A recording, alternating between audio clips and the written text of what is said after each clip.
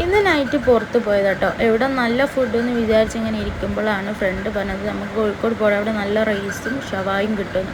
പിന്നെ ഒന്നും നോക്കിയില്ല, നമ്മൾ അങ്ങോട്ട് വിട്ടിട്ടോ. നമ്മളിവിടെ എത്തിയപ്പോൾ തന്നെ അത്യാവശ്യത്തിന് നല്ല തിരക്കുണ്ടായിരുന്നു കേട്ടോ.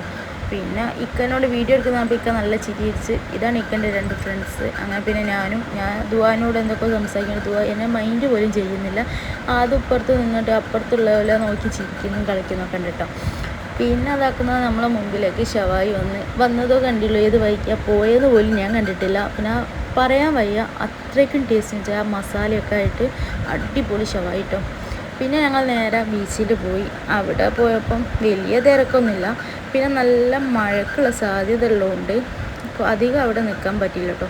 എന്നാലും കുറച്ച് നേരം അവിടെ ഇരുന്ന് സംസാരിച്ച് പിന്നെ കുറച്ച് കൊതുകിൻ്റെ കടിയൊക്കെ കൊണ്ട് ഞാൻ കുറച്ച് ദുവാനെ കളിപ്പിച്ച് അങ്ങനെയൊക്കെ കുറച്ചൊക്കെ നേരം ഇരുന്നപ്പോൾ മഴ ചെയ്ത് പെട്ടെന്ന് ഞങ്ങൾ കയറി വീട്ടിലേക്ക് വിടാമെന്ന് വിചാരിച്ചിട്ട് പിന്നെ കുറച്ച് കഥയൊക്കെ പറഞ്ഞ് പാട്ടൊക്കെ കേട്ട് നേരെ വീട്ടിലേക്ക് തന്നെ പോന്നു.